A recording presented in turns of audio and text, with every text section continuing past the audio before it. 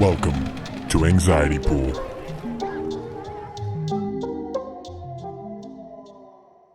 And now I'll start talking. Hello, How's that? I finally learned. Yeah, kinda. You still brought it up, so it's being left in again. Hello, welcome to the finale of season 1 of Anxiety Pool Podcast. This is our spooky Halloween special. I'm your co-host, the Magic Banana, and then and this and this is. Hi, I'm Great Value Mummy. Currently wearing a single ply. Great Value Mommy. Yes. Yeah, Great Value Mommy. Mommy. That's me. Yes. That's me. Thank you all for joining. And I guess we'll start by prefacing thank you all for who have stuck with us through the year. Very exciting 52 whole episodes. It's crazy to even think we would make it this far. 6-minute watch time. All right, so let's move on. We're going to start right away because we've only got 6 minutes to pull people in, Nicholas. So let's get it going. So we're going to start. You want to start with something? Why don't we start with one of your, oh, that's beautiful. Let's start with one of your puns, Nicholas. It's, tell me what a joke. What does a panda ghost eat? I don't know. What does a bamboo? Bamboo! Oh, okay. Haha. All right, cool. Yeah, so this will be coming out on Sunday. Halloween will actually be tomorrow.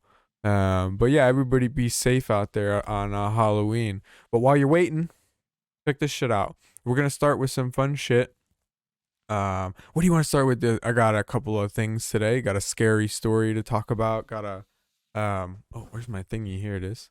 I got you want to talk about candy? Yeah, let's talk about candy. Yeah, Halloween, candy, really cool. I found a huge list about the top 10 candies in the United States. Okay. So I'm going to give you 10 through 6. Okay, I'm going to list them off and I want you to kind of sort them for me to which ones you think are the best. Okay, ready? So this is 10 through 6. Okay. You've got Snickers, Sour Patch Kids, Hershey's Kisses, Tootsie Pops, and candy corn. Okay, so I think it goes from I'm counting from top to bottom, so 10 to 6.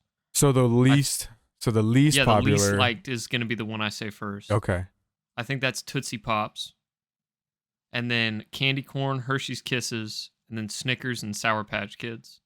So you got Sour Patch Kids correct, and you mixed up Hershey's Kisses and Snickers and Tootsie Pops and candy corn. So the least liked is candy corn, which is like, I get it. Candy corn kind of sucks. That's understandable. Yeah.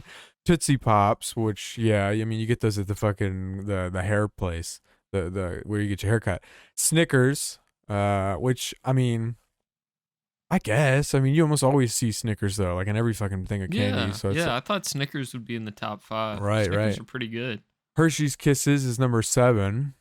Sour Patch Kids is number 6. All right, so here's 5 through 1. Okay, you've got M&M's, Starbursts, Reese's Peanut Butter Cups, Hot Tamales, and Skittles. Skittles is definitely not number 1. I think Dude, I don't even know what a hot tamale is. Really? It's those red Mike and Ike's. Oh. And they're like cinnamon flavored, I think, or something like that.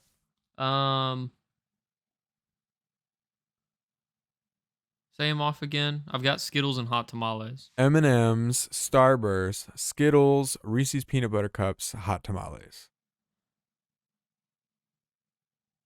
Okay. M&M's is number 1. Confirm that. Just give me your list. M&M's is number 1. Hot Tamales is number 3. I fucking forgot again. M&M's, Skittles, Hot Tamales, Starburst, Reese's Peanut Butter Cups. M&M's, Skittles, Hot Tamales, Reese's Peanut Butter Cups. Starburst. Okay. So M&M's is number 1, Starburst is number 2, Skittles, Reese's, and then Hot Tamales is number 5. No, it's like basically so you got hot tamales correct, but everything else you said was wrong. The number one Damn. candy, or actually, so number 5 is hot tamales. Number 4 is Starburst. Number 3 is M&M's. Number 2 is Skittles, and number 1 is Reese's peanut butter cups. Reese's is number 1? Which is surprising, but yeah, I mean, I guess like you can't really go wrong with a Reese's. I can only really like Reese's eat one, are like though. always there. Yeah, but that's surprising, especially Skittles being up there, especially with the new controversy around them. What's the controversy around Skittles? Fuck, it was something about like the UK banned them or something like that. What? Let's see. A Skittles lawsuit raises question over titanium dioxide, a legal food additive. A lawsuit against Mars, the company that makes Skittles, points to titanium dioxide in the candy. The ingredient is one of the thousands of additives allowed in food under legal regulation. Hey, real quick, why don't mummies take time off? I don't know. Because they're afraid to unwind. Oh, wow. Yeah, so I think it's about like titanium dioxide is like some sort of toxin or something, and That's crazy, dude. You're telling me Skittles have titanium in? yeah, titanium dioxide. And I think it was like some country banned them or something. I think it was the UK. Something like that. Maybe it was California. Who knows? They're fucking crazy out there. Yeah, but I could have sworn or Skittles would be lower down there. You know, I ain't even got the Mike and Ikes on the list, man. Those are my favorite. Fucking Mike and Ikes. Wow, over $3.1 billion of candy was purchased this year so far. Did you say $1 billion? $3.1 billion. Oh my God. Worth of candy billion. sales, yeah, this Halloween. It's kind of crazy. So here's a fun one. This is a website called candystore.com. And on there,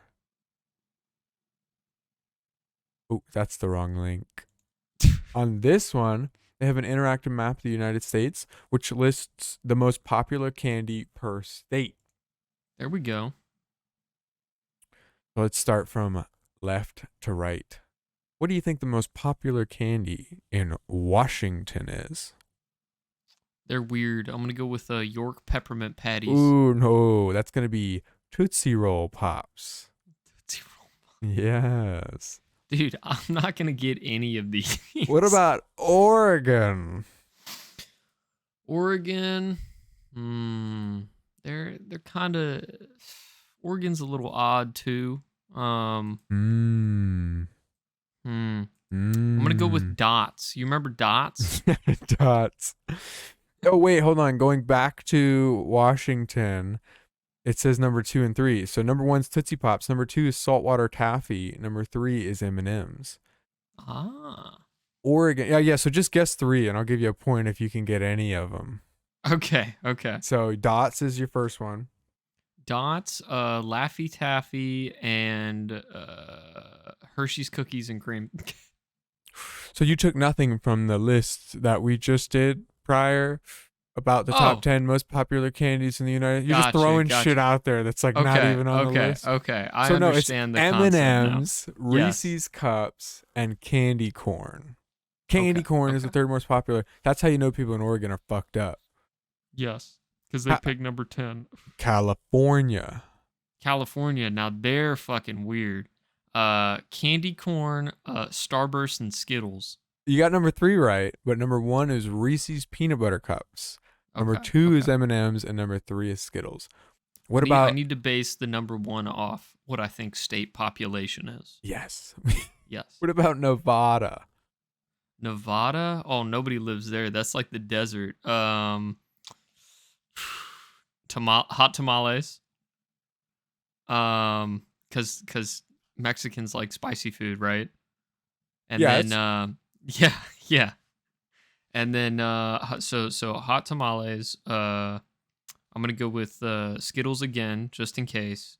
And then you know what? I get the top 10 list, but I love me a Kit Kat, and I think Nevadians love Kit Kats.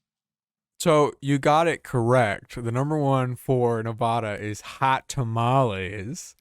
Number two, however, is Hershey's mini bars. Oh yeah, sure. And number three is Hershey's Kisses. Hershey Oh, makes a killing out in Nevada, bro. Nevada, damn Yeah. dude, they like, oh, bro, spicy chocolate. Could we rule the world? Speaking of, what about Idaho? Idaho, ooh, they like potatoes. That's more starchy shit. So definitely candy corn. Candy corn's on the list. But where on the list? You said as long as I get one right. Yes. Yeah, but I mean, yes. So candy corn's definitely on there. Let's see. Are you preoccupied? Yes. I'm listening. I'm listening though. Okay, candy corn. Reese's seems to be like a constant, so I'm gonna go with Reese's again. And then, dude, like, how does no one like Skittles? Skittles have to be in there. So unfortunately, literally everything that you listed is not on the list for Idaho. You've got No. Snickers is number one, Starburst is number two, and candy corn as number three. Well, This wait, is you did say candy ridiculous. corn, didn't you? Though Yeah, I did. that was I your first did. one. Yeah, that's right. Yes. So yeah, no, you got one. You got one. Okay. That's okay. right. Okay. What about Montana? Montana. Ooh, out in the fields. All the they way got, up there they in got, the north. Yeah. Yeah, they got horses, the giant fields and farms, and it snows up there. So York peppermint patties. This one's got an Um, interesting one, I will say. Is it a candy I've never heard of before? No. It's definitely a regular candy. Okay. Okay. I don't know if I would even like. It's definitely in the candy class, but me personally, I wouldn't call it a candy. It's in the candy class, but you wouldn't call it a candy. Mm-hmm. Two of them are normal candies. One of them is just very unique. Caramel apple. It's definitely still a candy, but it's like, It's still a candy. yeah. Now you're making me think. That's weird. Like, I don't know a How candy that's how not about a the candy. you eat one piece like every 30 minutes? Oh, okay. Okay, gum? I'll go with gum, or no, butterscotch? I mean, you're giving me no facial expressions whatsoever. Yeah, right. I'm trying not to sway your answers. I'm not gonna give Um, you anything. I'm gonna go with I'm gonna go with gum. I'm gonna go with gum, candy corn, and M&Ms. Nice. You got two correct. So number one is Twix. I love their Okay. Twix out in Montana. What I are you? haven't had a Twix in years. What are you, left or right side, bro? I'm a righty.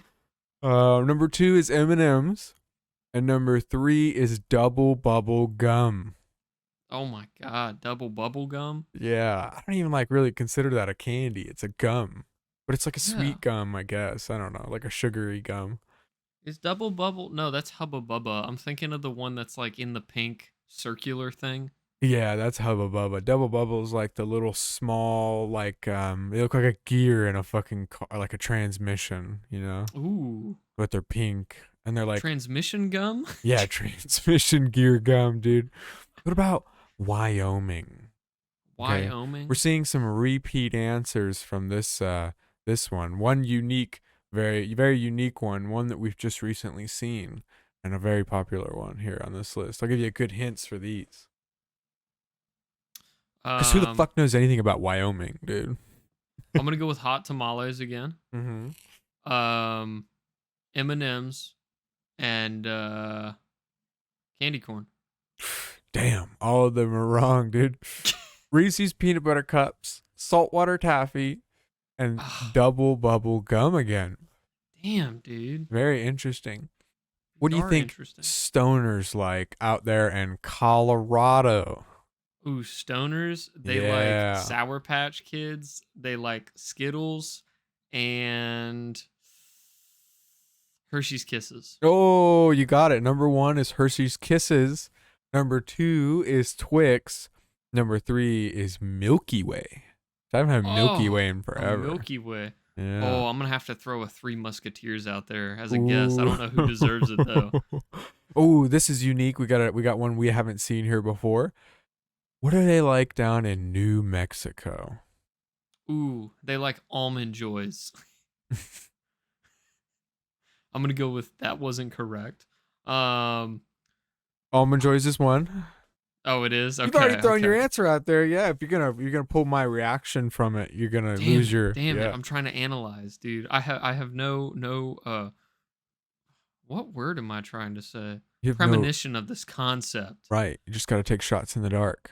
Shots in the dark, and we got to do 50 of these. The magic banana will guide you as best as he can. The magic banana will guide me. Oh man. The spooky banana, the spooky magic banana. I'm sending vibes. Okay. Almond Joys.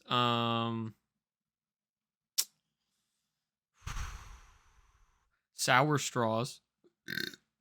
And Starburst. Ooh. Number 1 is gonna be Hershey's mini bars. Dude, Number 2 is Jolly Ranchers. Oh man. Number 3 is candy corn. Dude, Wow. I'm getting 0 points here. You've got 9 right now. For I gave you bonus points for the ones where you've got multiple answers correct. Oh, nice. Mhm. You're keeping track. That's Mhm. crazy. It's going to Okay. be a score out of or what is it, 50, 52 or whatever. Yes. Yeah, 52. Yeah, Yes, I think. maybe. Yes. Let's go. Let's go Alaska. What do you think they like Cool. up in Alaska? Alaska. It's cold. I feel like they want to counteract that. So I'm going to go with hot tamales again. Hot tamales. Is there a unique one? Can you just tell me if there's a unique one every time? Sure, yeah. These are pretty normal. We've seen all these before. Okay. I'm going to go with hot tamales. Just because it keeps fucking coming up, Hershey's mini bars. And I feel like Reese's again. Number 1's gonna be Sour Patch Kids. Number 2 is gonna be Twix. Number 3, Milky Way. Damn it, dude. Yeah. I'm gonna fail. What about Hawaii? Hawaii. What do you think they like down in Hawaii? We have a unique one here, a first timer on the list. Almond Joy. This is one I will say. This is one that hasn't even been guessed yet. Hasn't even been guessed yet. We got mad laggage here. Mad laggage. Everybody stay. Yeah, you just lagged like for a solid 20 seconds. Oh my god, you sneezed and like I literally don't even see it. I'm getting like a frame every 10 seconds. Wait, I think you're back. Hello? Technical difficulties? Am I back? Hello? Technical difficulties. Hey, okay, go ahead. On Hawaii. On Hawaii, this is one that has not been guessed yet. Okay. We had one of them on the list is one that has not been guessed yet. Okay. I'm trying to think of candy that I have not thought of. Dum Dum lollipops.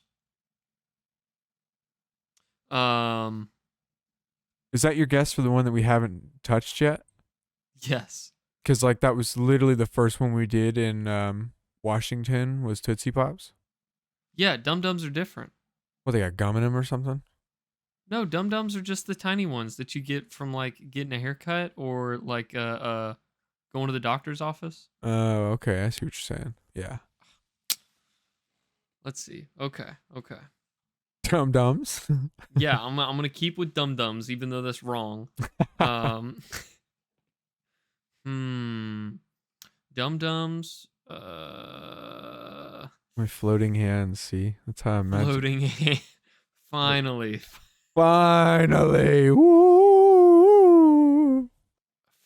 I'm trying, dude. Like I'm brain dead on candy. Is it cheating if I Google a list of candy? Nah. No. As long as the list doesn't tell you like I will send you a list. Okay. Send me a list of candy to choose from.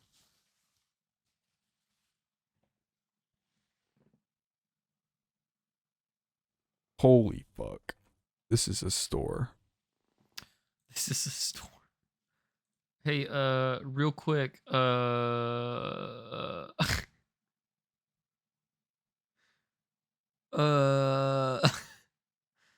Okay, yeah, I don't think this one is cheating. I mean, it's okay. ranked, but it doesn't like it's not necessarily correctly ranked.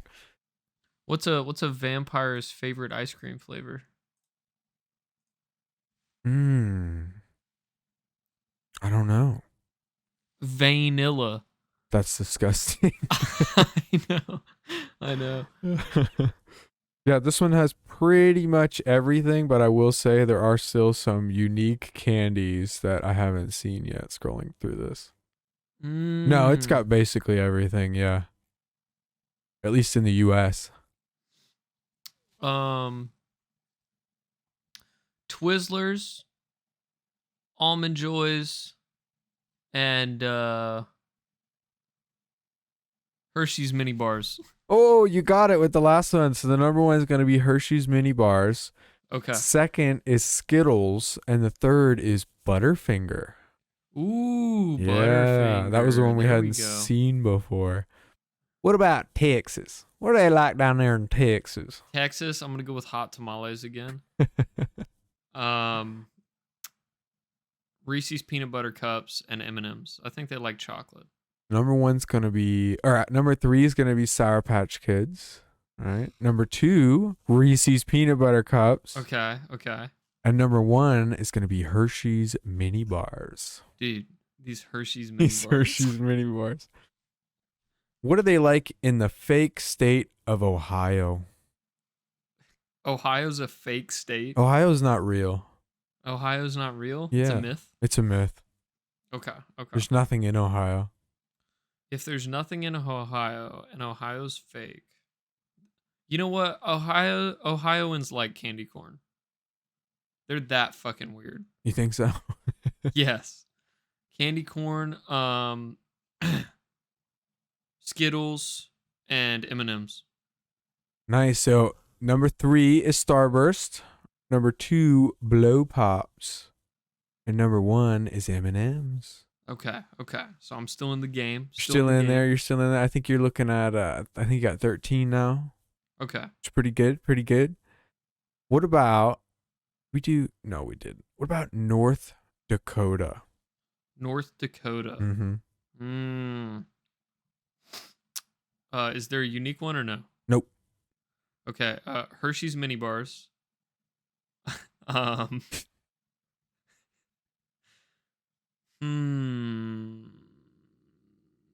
Reese's peanut butter cups and M&Ms. I think they really like chocolate. Damn, full shit on this one, Nicholas. Oh.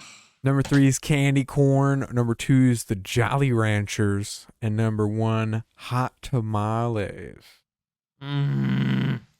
Let's go a little south, Nicholas. Let's go to South Dakota. Wow. What are they like in South Dakota? In South Dakota, they like hot tamales, they like Skittles, and they like candy corn. Number 3, candy corn. Okay. Number 2, Starburst. Number 1, Jolly Rancher. Damn it. They like sucking shit in South Dakota. Shit? What about Nebraska? Nebraska? Mm-hmm. Nebraska's a toughie. Mm-hmm. Another state with nothing. Isn't there a lot of cornfields up in Nebraska? I think they do like corn in Nebraska, yes. They like corn, so I'm going with candy corn. Ooh. Just to keep up with tradition, candy corn. I'm gonna go with Jolly Ranchers, just in case, and then Hershey's mini bars. Damn, another bullshit, Nicholas. We got Twix, we got saltwater taffy, and the number 1 for Nebraska is Sour Patch Kids. Damn, dude. Very interesting. What about Kansas? Not Arkansas, but Kansas. There's different ones? There's Arkansas, and there is Kansas. There's a joke here. that I'm familiar with, but It's I can't a remember old it. school meme of like an Indian lady or something like questioning the names of our states, and she's like, I do not understand. There is Kansas. How is this one not Arkansas? It is instead Arkansas. It's a good. It's old Vine, dude, or something like that. Yeah. It's like it reminds me of that video of it was like a German guy trying to say all the states or something like that. Oh Did you see yeah, that? yeah. An animated one. Yep. That's a good one. I also like that one German dude who like always questions how like the interactions he sees on a daily basis. Where he's like sitting in his car and he's like, I know who you're talking I about. has question. I see the two guys and they are fighting and this and that and the one dude says, "Man, suck my dick." What? What is this? What? Why would he say this? Shit like it fucking makes me laugh every time. He's like, you would want to take this man whom you have the disagreement with, and you want to take your most delicate part and put it in his food munching, in his hole, in his eating hole. I do not understand. Oh my god. Those What videos state make are me- we on? Next- Arkansas? Yeah, no, regular Kansas, not Arkansas. Regular Kansas. Yeah. Okay. Regular Kansas, they enjoy let me consult my list. Arkansas likes airheads. They like what the fuck is that? They like Airheads, Reese's peanut butter cups, and not Hershey's mini bars, Hershey's Kisses. Ooh. So number 3 is gonna be Sour Patch Kids. Number 2 is Reese's Cups. Oh, So you got that one. Number 1 is gonna be M&M's. M&M's, Nicholas. Bro, they have carrot cake M&M's. Did you know that? Do they really? Those sound kind of good. I love carrot cake. I like carrot cake too. What about Oklahoma? Oklahoma. What about Oklahoma? Candied bacon, barbecue, and short rib. You got it all. You got it all. You got it all. Nice. Skittles, M&M's, and Starburst. Ooh, you got the Skittles right. Number 3, Snickers. Number 2, Double Bubble Gum. Number 1, Skittles. That double bubble gum, that's so weird. Right? I just don't see it. I don't see it either. It's gross to me. What about Minnesota? Let's go a little north up to Minnesota. Minnesota. Nice and cold up there, Nicholas. Nice and cold. Did you ever get those? Did you ever get those? It's just because you said soda. Did you ever get those? Like those root beer flavored or cola flavored, like Coke bottle looking gummies? Candies? Yeah. Where they were like a weird, like wax almost, like outside Yes. with like the weird gel kind of flavored Coca-Cola. Yes. Those are Mhm. awful. Yes, they are. I also hate the bottle cap candies. Those fucking suck. Oh yeah. Did Well- you ever actually enjoy like circus peanuts? No, never did. Yeah, those are gross. Never, It's ever. just a sponge. Hated Peeps too. Never could get behind Peeps. Peeps are okay. Peeps are Mm-mm. super sugary. That's my Mhm. problem. Makes my teeth hurt. Sour Patch Kids, Hershey's mini bars, It's and hot up there, Nicholas. Or cold up there, Nicholas. hot tamales. Yes, hot tamales. I tried to give you a hint. I was like, it's cold up there, Nicholas. Yeah, Oh yeah, bud. number 3 is gonna be Skittles. Number 2 is gonna be Tootsie Pops. Number 1's hot tamales. Thank you. So that's 16 points there, Nicholas. What about Iowa? Tell me about Iowa. Iowa. We got some really common candies here in this list. Very common. We've seen these on almost every single list prior. At least one of these. Your favorite's on there. My favorite? Not your favorite, but your favorite from this activity. My favorite from this activity. Oh, I just found weird yellow fluff in my weird banana pocket. my weird banana pocket. Yeah, I've got Your like costume's falling apart. I got like a little pocket right here. Oh, nice. This Your is where banana dick. This is where you put the drugs, right? Your dick sheath. My dick yeah, my dick pocket, exactly. Your dick pocket. Okay. My banana butt. So Hershey's mini bars, Skittles, and M&Ms. Oh, you got 2. Number 3 is Nice. Hershey's Minis bars. Number 2 is Reese's peanut butter cups. And number 1 is M&Ms. Very nice. Damn. Oh, buddy, we got Missouri with a unique one on here. Has been guessed before, but this is the first time we've seen it. Ooh, Kit Kat. Is it Kit Kat? No. Okay, I'm gonna stick with Kit Kat. If you say it's part of your answer. It's Yeah, one of your I'm gonna answers. stick with Kit Kat, but I'm also gonna bank on Almond Joy, and then I'm gonna throw Reese's peanut butter cups in there for safety. Nice. Number 3, hot tamales. Number 2, almond joy. Yes. Number 1, Milky Way. Oh, I was so close. Now, what about Arkansas? Arkansas. Arkansas. Arkansas. Another semi-unique one here, only seen once beforehand. Once beforehand. Ooh. I can see. I can't remember all my answers, and I can't remember all the answers. So this is still difficult. It's like not a hint at all. Yeah. Jolly Ranchers.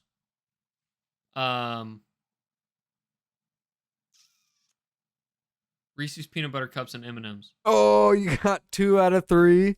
Number 3 is gonna be M&Ms. Number 2, Jolly Ranchers. Number 1, Butterfinger. Oh, Butterfinger. Yeah. That's right. Here we go. This one has a very unique one, not yet guessed or seen. Louisiana. Ooh, Louisiana. I might need to move to Louisiana because I love these. Oh, you loved them? I still love these. I'll buy them from time to time. Delicious. It hasn't been guessed before? Hasn't been guessed yet. We haven't seen it, or it hasn't been guessed yet. I'm gonna go with Milk Duds, Hershey's mini bars, and M&Ms. Oh, no. Number 3 is Blow Pops. Number 2 is Reese's Cups. Number 1, Lemon Heads.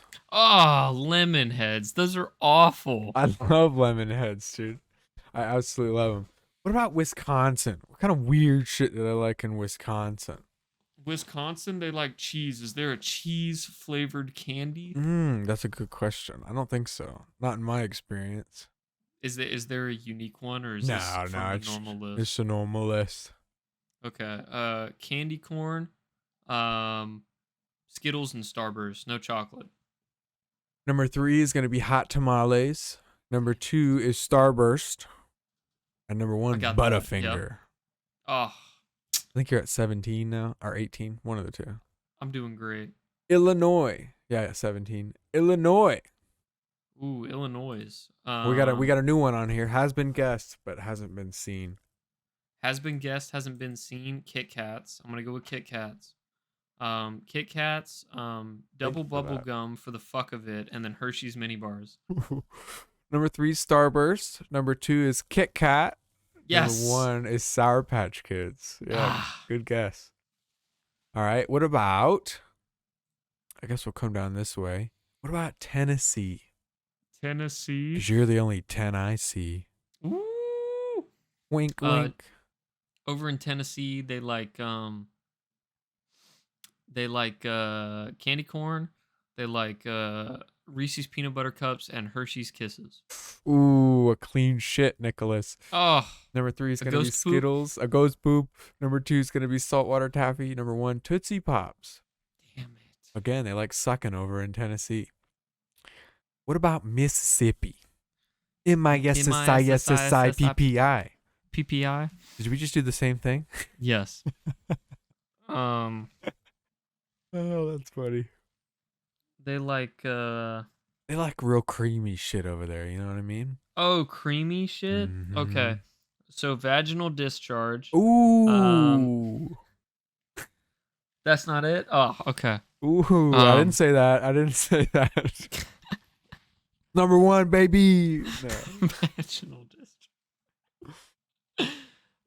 They like creamy shit. So, Three Musketeers. What else is creamy? Hershey's mini bars and Twix. Ooh. Number 3 is gonna be Butterfinger. Number 2, Butterfinger's not creamy. Snickers. Well, I only gave you a hint about one. Number 1, Three Musketeers. Nice. Good job. Good job. Thank you. What about an Alabama? What do they like? Alabama? What do they like in Bama? Roll Tide. They like candy corn.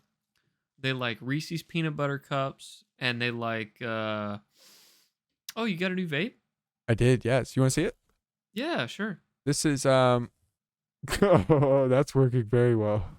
This is Vupu's new thingy. I can't remember what it's called. Micro drag. Yeah, so it uses the PMP coils. So I'm running the 0.15 at 40 watts, and so I can still get my nice clouds. Nice big You just cloud. fully disappear. Ooh. I can get my nice big cloud that I used to get. The only problem is it's a touch dry. I don't know. I'm trying to figure it out. Still trying to dial it in, but it works really well. It's like a 5 milliliter pod. It's got a 2500 milliamp hour battery. My Extras finally died, so I was like, "Fuck, I need something new." Damn. Now I got all this pod juice 10 milligrams sitting around. Oh, gimme. Yeah, you want it? I asked Jamie. I was like, "What would it cost to get us a box?" But yeah, we'll figure it out. Yeah, Alabama. Candy corn, Hershey's mini bars, and Sour Patch Kids. Number 3 is going to be Hershey's mini bars. So you got that. You're up for 20 now. Number 2, Starburst. Number 1 is Skittles. They like that titanium dioxide over in Alabama. That titanium dioxide. I read into that. It was in Europe. The states have not reviewed it. Ooh. All right. What about Indiana? We're gonna do a power round here. We're gonna do a speed round here. You ready? Mm-hmm. We're gonna burn through these last few. Indiana, go. You get double points. Hershey's mini bars, Reese's M&Ms. Ooh, nope. Jolly Ranchers, Hot Tamales, number 1, Starburst. Kentucky, go. York peppermint patties, Three Musketeers, Twix. Ooh, Swedish Fish, Hot Tamales, Reese's Cups. Nope. North Carolina, go. Hot tamales, Jolly Ranchers, Starburst. No, M&M's, Snickers, Reese's peanut butter cups. North Carolina, go. Hershey's mini bars, Twix, and Starburst. Nope. Candy corn, Skittles, Butterfingers. Man, you're bomb. Virginia, go. The politicians. Candy corn, Skittles, and Hershey's mini bars. Ooh, Tootsie Pops, Snickers, Hot Tamales. Ohio, go. Oh wait, we already did Ohio. Michigan, go. Hot tamales, Reese's peanut butter cups, M&Ms. Ooh, Butterfingers, candy corn, Starburst. Nope. Pennsylvania, go. Hershey's mini bars, candy corn, Skittles. Yeah, you got 2 of them, so that's 4 points. You're at 24. 3 is Skittles, 2 is M&Ms, 1 is Hershey's mini bars. Delaware, go. We got a unique one on here. Never seen, never guessed. Never seen, never guessed. I'll give you a touch of time on this one. Toblerones,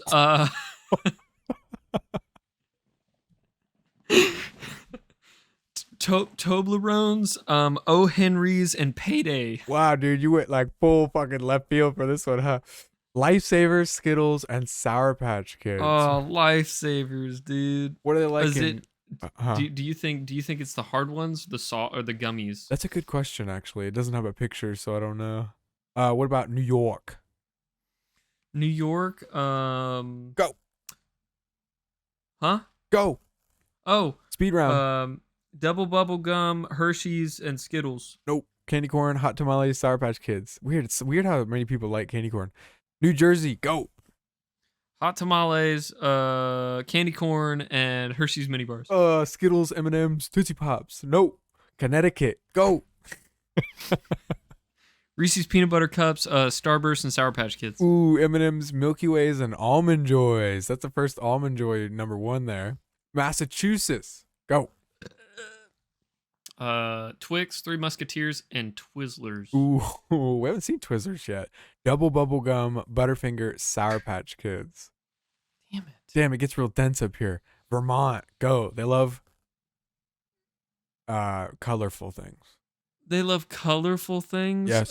Skittles, Go. M&Ms, Starburst. Yes, that's 28 points. You got Skittles, and M&Ms. Where's the other state up in here? I knew this one. New Hampshire, go. New Hampshire. Also like very colorful things. Lobster rolls, Lobster Skittles, Skittles, and M&Ms. Skittles, M&Ms. Come on, what's something other lobster rolls? Is it colorful? Yeah, I said they like colorful stuff. Go. Sour straws. Ooh, yeah, you got M&Ms right. So that's 30. Let's see, where's the other? Maine. What are they like in Maine? Oh, Maine is the one that likes lobster rolls. Sorry. Oops. Starburst, Sour Patch Kids, Skittles. Oh my God, you got two more. Candy corn, Starburst, and Sour Patch Kids. That puts you at 34. And last but not least, Nicholas, I might have missed some. Our home state of Georgia. This one has a I don't remember if we've seen this one before. Yes, we've seen all of these before. These are but it's a unique number one. Okay. I'll give you some time on this one. This will be for triple points. So you're getting 3 points in answer. So take your time on this one, Nicholas. Okay, can we do Florida first? Oh, did we not do Florida? No. Okay, Florida. Go. Hershey's mini bars, Reese's peanut butter cups, M&Ms. Yes. Okay, number 3 is Hot Tamales. Number 2, Skittles. Number 1, Reese's peanut butter cups. So you're at 36 Okay. now. Okay. So this could bring you over into a passing grade here in Georgia. Okay. But I have to get all 3. Pretty much, yeah. So I'll give you a hint. We have a very popular candy. Mm-hmm. We have a semi-popular candy. And we have one that has something to do that's very popular here in Georgia. Has something to do with something, an activity that's very popular here in Georgia. A popular activity in Georgia? Yes. People down here love to drink and do this. And it has something to do with this candy. That's a hint. So you got a very popular candy. You got a semi-popular variety-based candy. There's another hint for you. And then the last one is a candy. They're all one color. And its name has something to do with a popular activity here in Georgia that people like to drink while they do. That's it. That's all I can give you. Start the timer. Doom, doom, doom, doom, doom, doom, doom, doom, doom, doom. Okay, I'm not gonna. I can't do the other one because we'll get hit with a copyright strike. Starburst.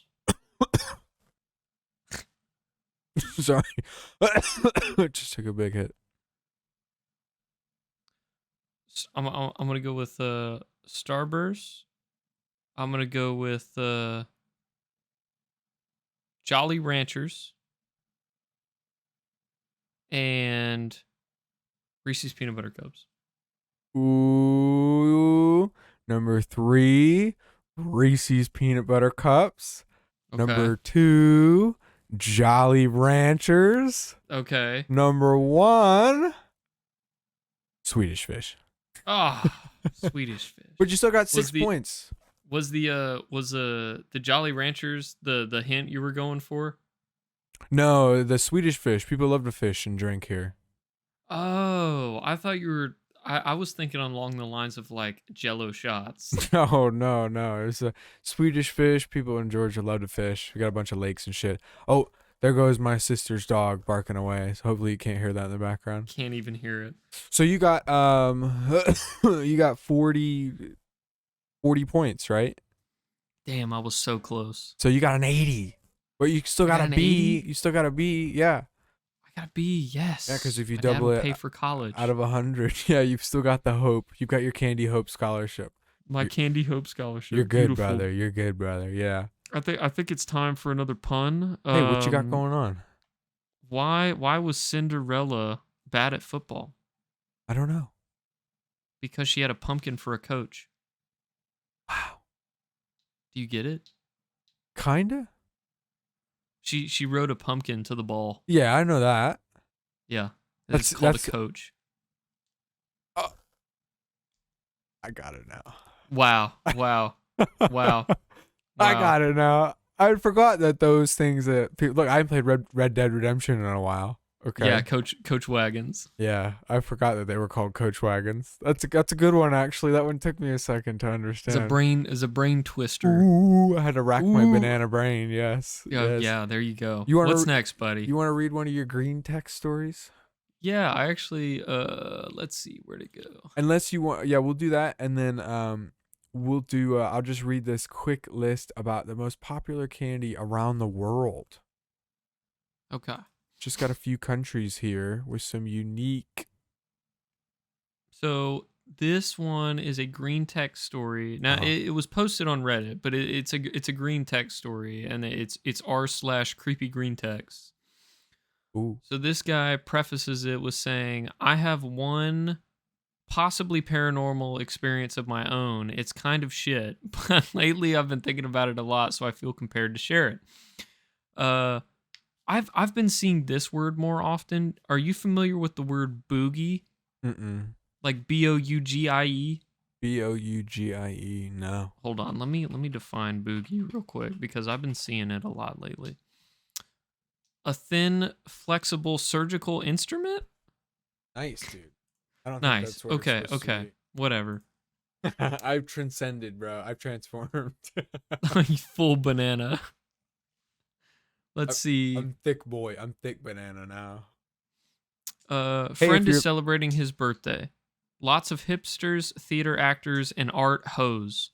I'm anxious and sticking out like a sore thumb, so I get to drinking very quickly and very hard. People keep coming in and out.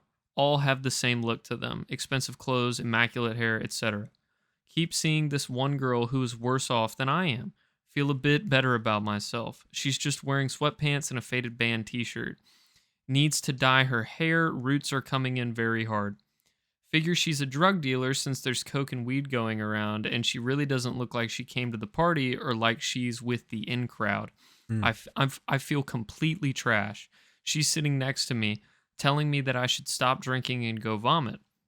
She keeps insisting that I go to the bathroom and vomit. Yeah, I guess I feel pretty sick. I'll go to the bathroom. Go to the bathroom and vomit. Close the door behind me. As I'm puking, I see that she's kneeling next to me, has her hand on my shoulder. Don't remember her coming in, but whatever. Get it all out, she says. Some hours pass. I keep drinking, pass out in a bed. She's laying next to me. Again, I don't notice her come in. She's instructing me to sleep on my side so I don't choke on my vomit. Fine. Turn away from her. A few days later, I ask my friend about her. Figure I should thank her for pretty much nannying me the rest of the night. He says there wasn't anyone like that he can recall at his party.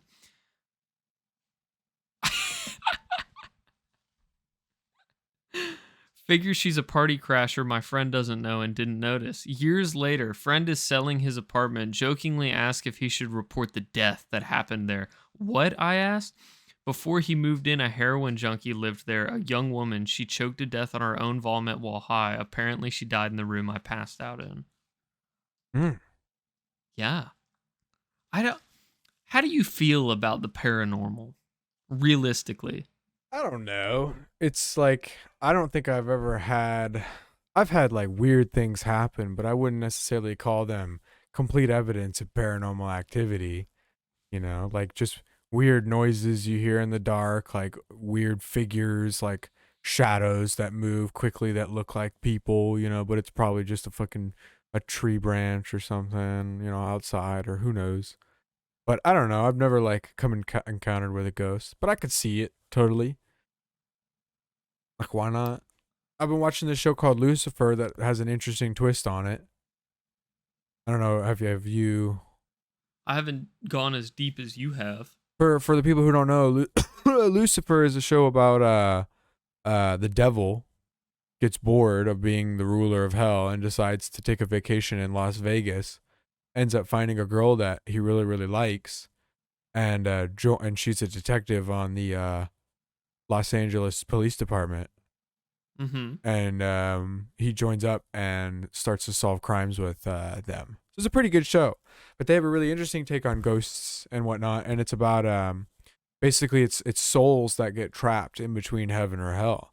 So like one of the main characters ends up getting killed, and he goes to hell, and then he ends up getting manipulated by an angel who is related to Lucifer but wants to hurt him. And so he says, or she says, I can take you out of hell and bring you back to earth. Well, when he gets back to earth, he slowly realizes that he can't interact with anything, and nobody other than angels and demons can see him. So he's entirely alone. So, but he is like a ghostly presence, and so some people can feel his presence by some weird paranormal stuff, but they can't see him. That's like an interesting concept. Like, what if that paranormal activity that we see are souls that end up escaping from heaven or hell, or angels who just like us are like normal people and they fuck up and make mistakes or something. That makes sense. It's an interesting concept, definitely. Yeah, it's one of the reasons I'm enjoying the show. That and the characters, like they're just good characters. It's very well cast. It's on Netflix for anybody who wants to check it out. I'm gonna have to get back into it because I did like it. I did like it. I like the Lucifer's character and how he portrays Lucifer. I enjoy it. Yeah, and it's one of the show's key elements is actual character development of all the characters. Like they grow, they do change, and you can notice that in their mannerisms and things like that. Like who is your favorite character to character relationship? Oh, in the show? Yes. That's Mine's a hard Lucifer and his therapist. That is a really good combo, but I do like Amenadiel and Lucifer, the way that they interact. Cause like, how they just like talk shit to each other. Yeah, and then Lucifer will just say something ridiculous, and Amenadiel will go, Lucifer, what are you saying? Are you even listening to yourself? And then like 5 lines later, Amenadiel's like, all right, I'm on board. It's fucking hilarious, dude. It is. It's a good show. Yeah. Okay, so let's burn through this real quick because I thought this was interesting. The most popular candy in 16 countries. So in the United States, again, Reese's peanut butter cups and M&Ms. Mm-hmm. In Canada, it's actually Kit Kats and Reese's peanut butter cups as well. In Mexico and Brazil, they like anything chocolate. They literally spend $1.5 billion a year on chocolate alone. Isn't that well, cause like I'm thinking history-esque back in the day. The Aztecs and the Mayans. They saw chocolate. Yeah, they saw chocolate as like gold almost. Yeah, well, cause it was like a luxury. Yeah. Oh, my headphones are falling off. I was about to say, does that feel weird? Because I'm getting I wrapped it like 8 times around my neck. Are you choking yourself? I'm not choking myself. I could just feel slowly losing blood up here. The headphones are like hanging off the back of my head, like barely, so they keep sliding back. South Africa is the Cadbury Lunch Bar. It's chocolate-covered nougat, caramel, biscuit, peanuts, and puffed rice, all in a bar. That actually sounds kind of good. It does. UK, Ireland, Australia, and India is Cadbury Dairy Milk chocolate bars. France is candy bars in general. Okay. Specifically, the Trusty Chocolate Bar was a top category of confectionery in France in 2020 with a sales of about 1.4 billion euros. Damn. Which is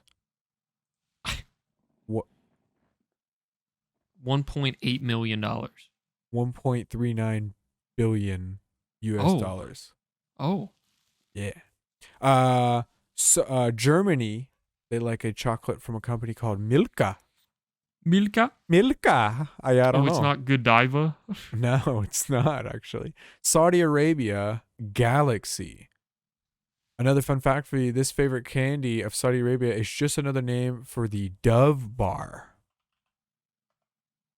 Dude, I haven't had Dove chocolate in fucking forever. Yeah, it used to be pretty good if I remember correctly. Russia, they love the Alpen Gold. America has the Hershey bar, the UK has Cadbury, Germany has Milka, and Russian has Alpen Gold, a massively popular chocolate bar that also tops favorite candy charts in Azerbaijan. China, their most popular candy is milk candy. It's not the fortune cookie? No. Though chocolate is reasonably popular in China, it doesn't reign supreme like there anywhere it does in the world. 2020 milk candy, a white, soft, chewy treat that is predicted to grow only in revenue. Interesting. What about Japan? Meiji. Meiji? You ever thought it would be you thought it would be Kit Kats, didn't you, though, Japan? What the fuck? I don't even know what the hell it is. Oh, it's chocolate. Okay. South Korea is Ghana. Ghana chocolate. Popular throughout Asian countries. It's milk and dark varieties. Very cool. That's the end of my list. Phenomenal. Is it time for another funny? Sure. Knock, knock. Hello, who's there? Ice cream. Ice cream who? I scream every time I see a ghost.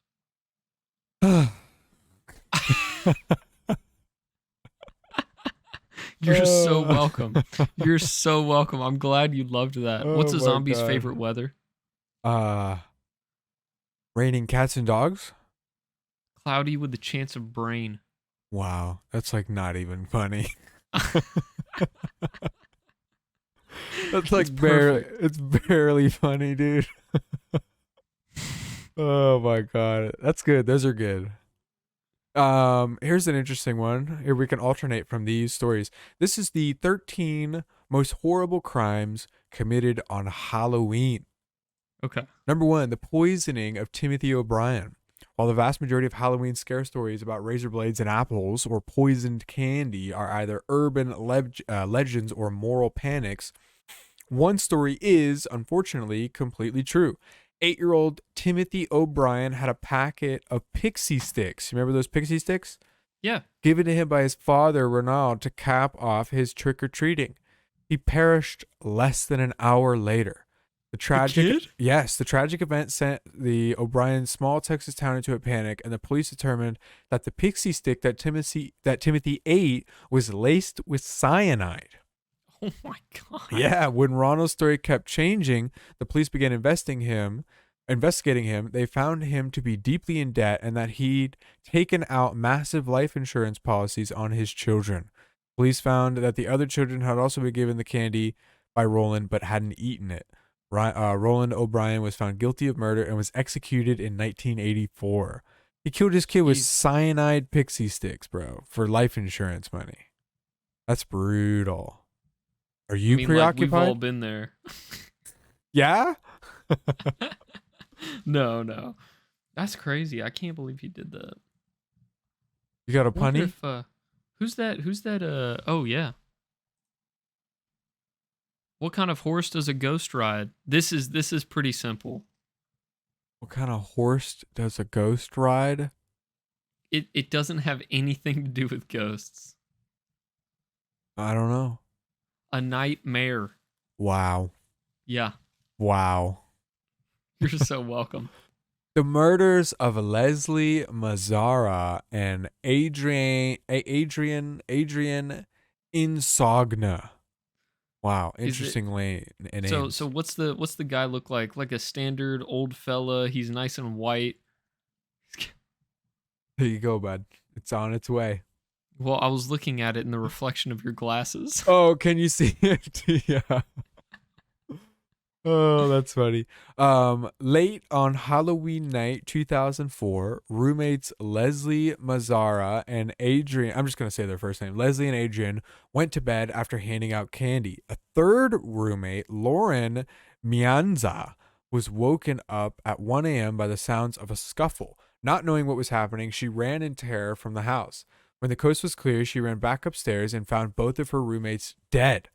Throughout the investigation, FBI agents found cigarette butts near the scene of the crime that matched blood evidence inside of the house. but found no matches in any DNA databases. Officers and FBI agents spoke to nearly 1,000 persons of interest during the investigation, including one of Insogna's friends, Lily Prudhomme. Where is this, dude? What are these names? Her husband, Eric Couple, became a person of interest during investigation when he began avoiding the police. Nearly a year after the crime, Couple turned himself in and confessed to the crime. At the time of the crime, Couple was only engaged to the friend of one of the victims and carried on with the wedding thinking he was in the clear. This quote from Adrienne Insognia's mother, Adrienne Allen, gives a chilling insight into a slayer who thought he got away with it.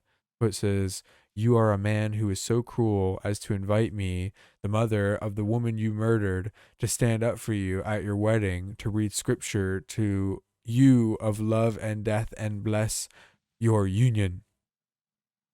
Something My like, goodness. yeah, that's fucking crazy. So he killed 2 people, and because he was, I guess, engaged to one of the other roommate or something, Yeah.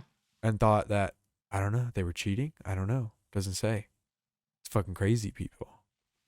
Some crazy Psycho motherfuckers out people, there. dude. Yeah. Just murdering for no reason. Yep. Kind of bonkers. All right, so like we're number 2 here. I thought we had set up a system where I would read the story and then you would say one of your shitty My jokes. dad fucking called me. I know what the process is. And then I would read another story.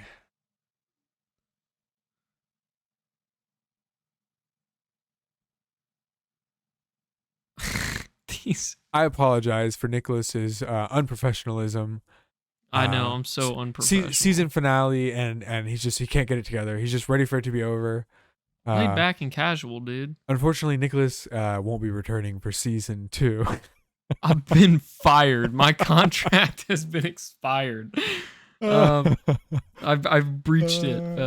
That's it. Yeah, you broke your NDA. Yeah, I broke my NDA. I saw you talking. Why couldn't the mummy go to school with the witch? Oh. He couldn't spell. Wow, dude. Poor mummy. Poor mummy. Poor mummy. What do you call a mummy covered in chocolate and nuts? Ooh. This one's funky. What do you call a mummy? I don't know. It sounds like someone had an accident. What is it? A Ferrero Rocher. Hey. That one was actually clever. I guess it's clever, but it's bad. It's bad. I know. What about the Liskey family murders? On Halloween 2010, a teenager, Devin Griffin, from the state that doesn't exist, Ohio, so this is all fake anyway, returned home from Sunday church services to find his brother Derek, his mother Susan, and Susan's new husband, William Liskey, murdered. Murdered. Devon was so traumatized. Devon was so traumatized he could only say that the scene was like something out of a haunted house. The culprit was found to be William Liskey's son from a previous marriage, William Liskey Jr., who had a history of schizophrenia and aggression. Liskey was later picked up and pleaded guilty to all 3 murders and took his own life in prison in 2015. Man, he only lasted 5 years. Don't say aw. He killed a bunch of people, dude. As you say, woohoo, because they ain't taking the taxpayers' money anymore. There you go. Here, you did a puff pass. Here's another one. Murder of Carl Jackson. Bronx resident Carl Jackson was a 20-year-old data entry clerk at Morgan Stanley. On Halloween night, 1989, Jackson went with his girlfriend to pick up her young son from a party. While there, some teenagers threw eggs at their car, but the classic Halloween prank soon turned ugly. Jackson got out of his car, exchanged words with the teens, and got back in the car. Then one of the teens pulled out a sidearm and shot Jackson, ending his life instantly. Oh my God. Police later arrested 17-year-old Curtis Sterling for the crime.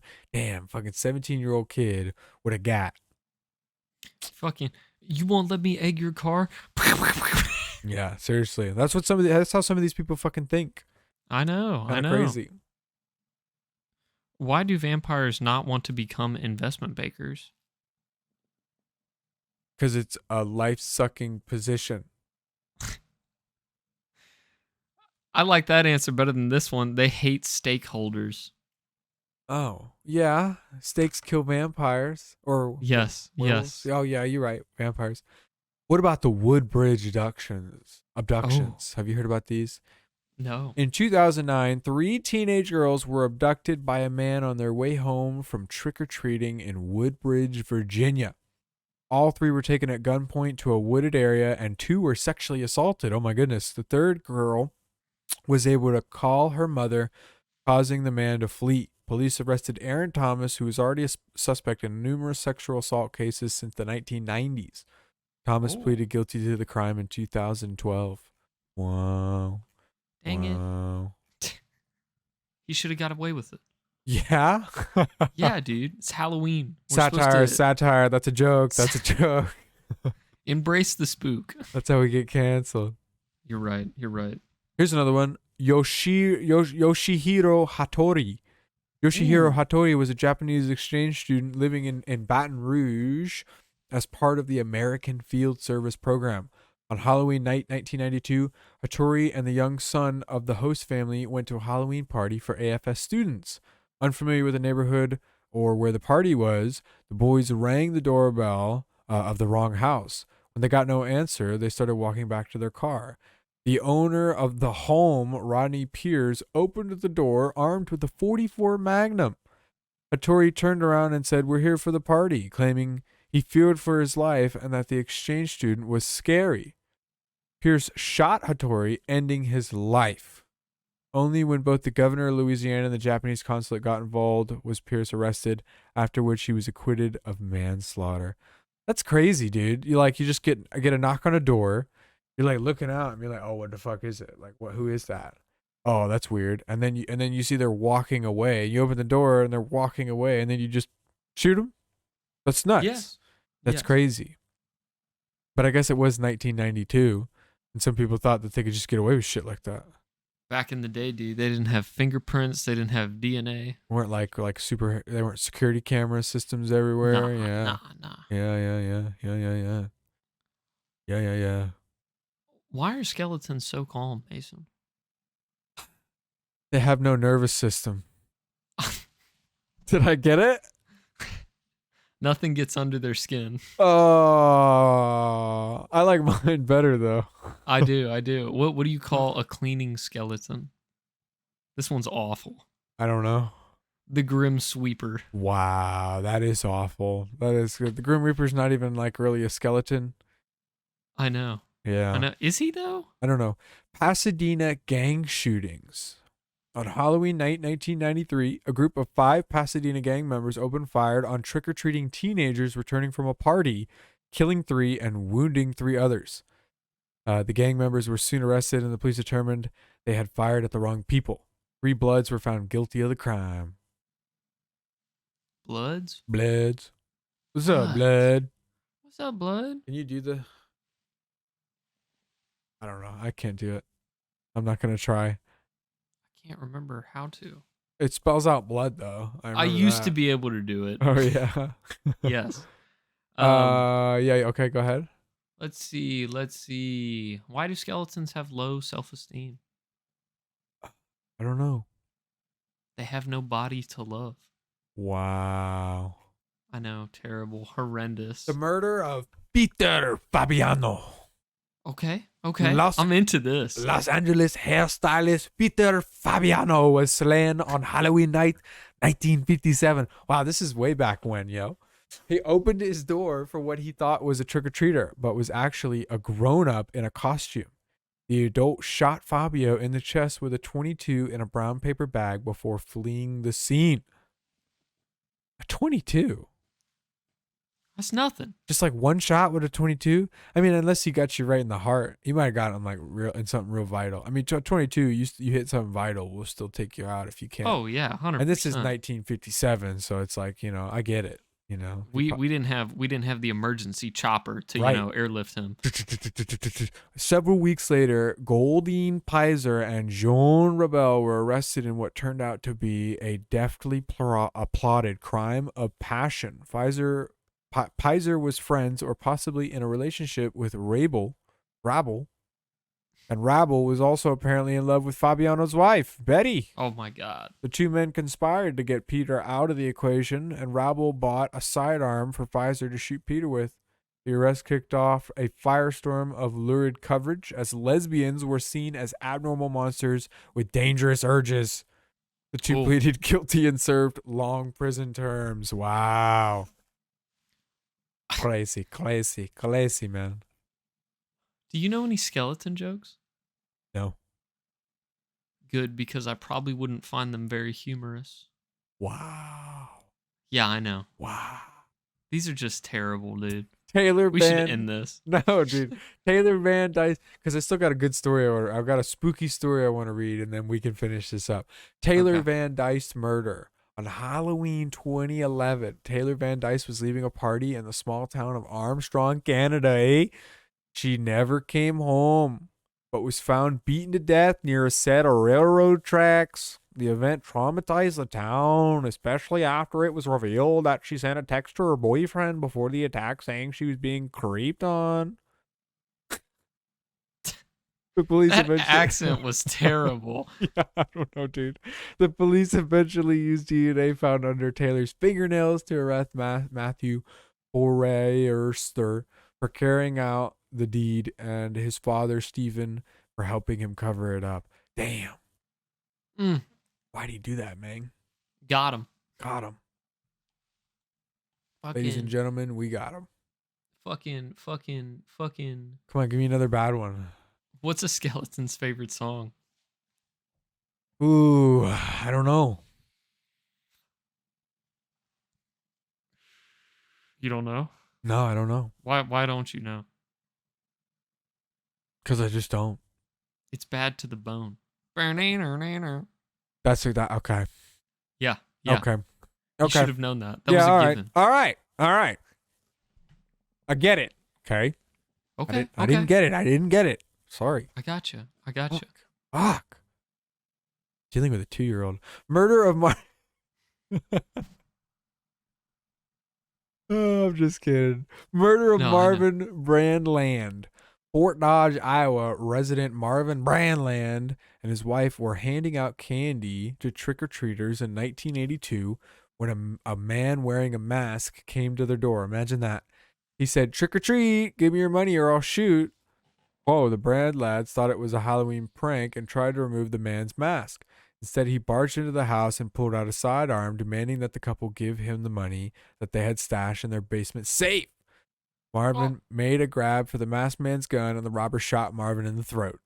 He then ran away, but left the mask behind. In the years that followed, Marvin's wife perished, and the mask that was tested for DNA evidence. As virtually nobody knew about the safe, suspicion fell on the Bradlad family, and a family member did brag about committing the robbery, but there's never been enough evidence to charge him. Oh. Damn. Damo. Give me one more bad one, and then we'll read this last one, and then I'm gonna read this story because I thought it was actually really good. One more bad one. Let's see. Give me the worst one. Worst one. I want to cringe and groan. You want to cringe and groan? Okay.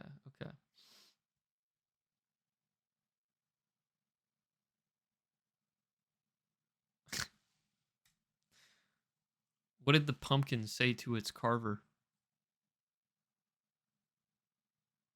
I don't know. Cut it out. Wow, that's incredible.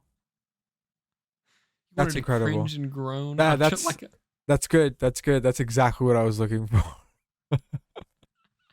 You're so welcome. All right, last one. The disappearance of Cindy Song. Penn State grad student Cindy Song disappeared after leaving a party on Halloween night 2001.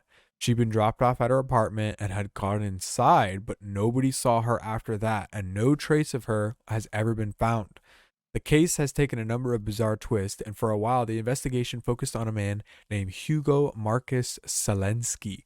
Zelensky had been arrested after 5 corpses were found buried in his backyard.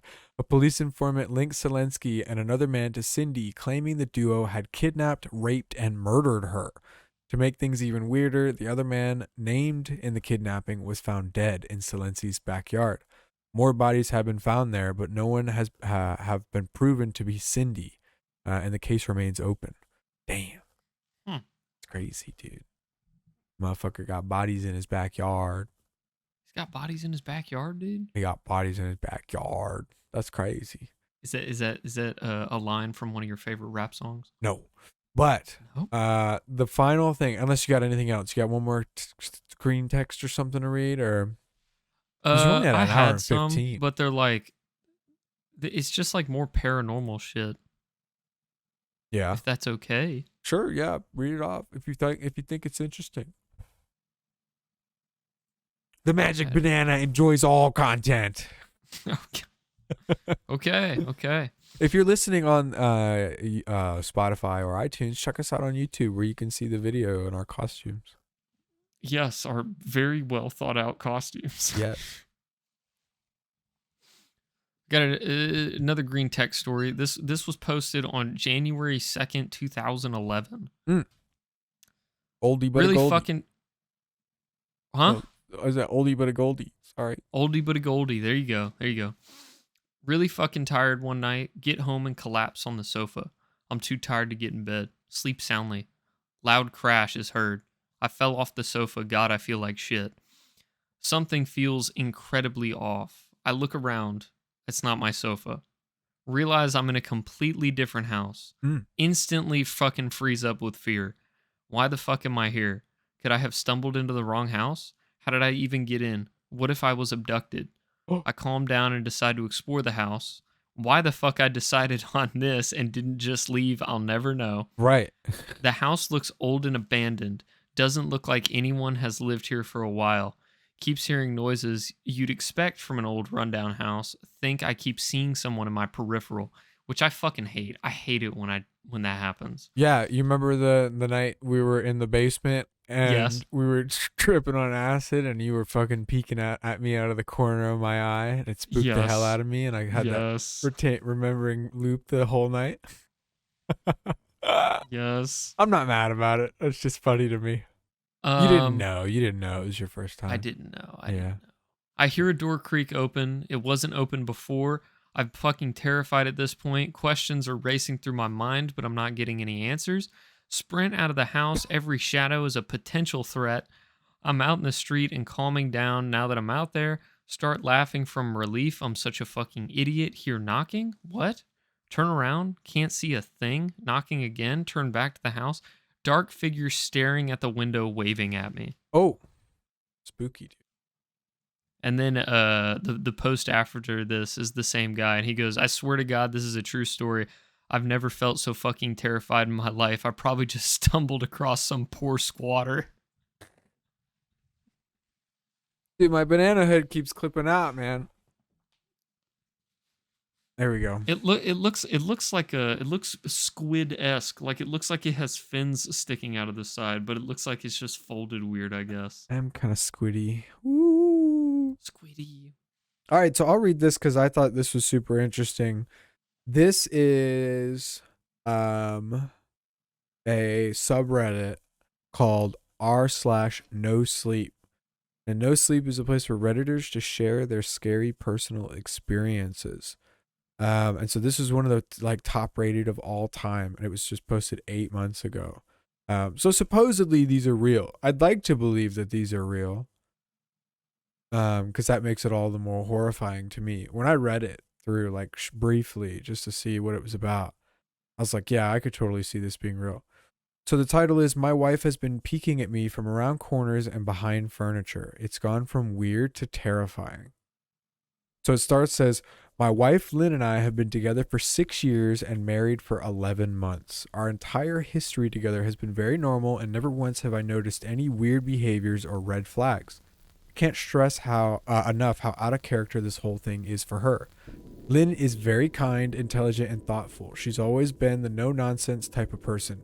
Being childish or trying to scare me is not something she would normally do. She doesn't even like watching horror movies. When we first started dating, she agreed to watch The Shining with me because she knew how much I loved horror. She was so scared that she didn't even make it halfway through the movie before we had to turn it off.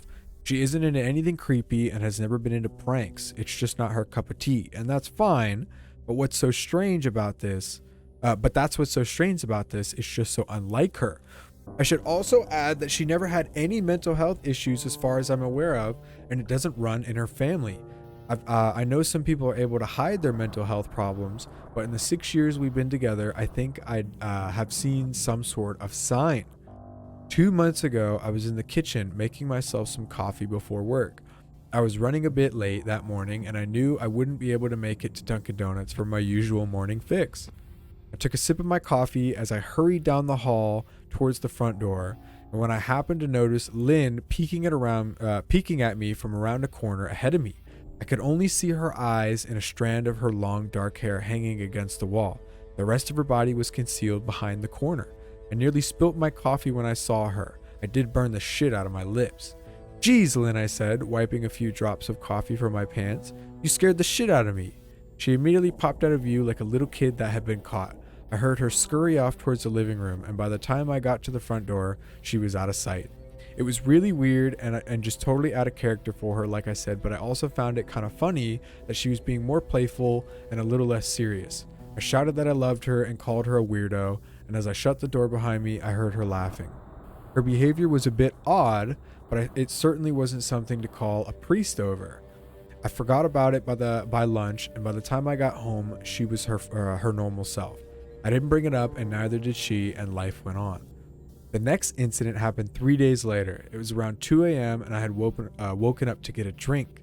I was standing at the kitchen island, jug of OJ in hand, when I felt a strong feeling that I was being watched.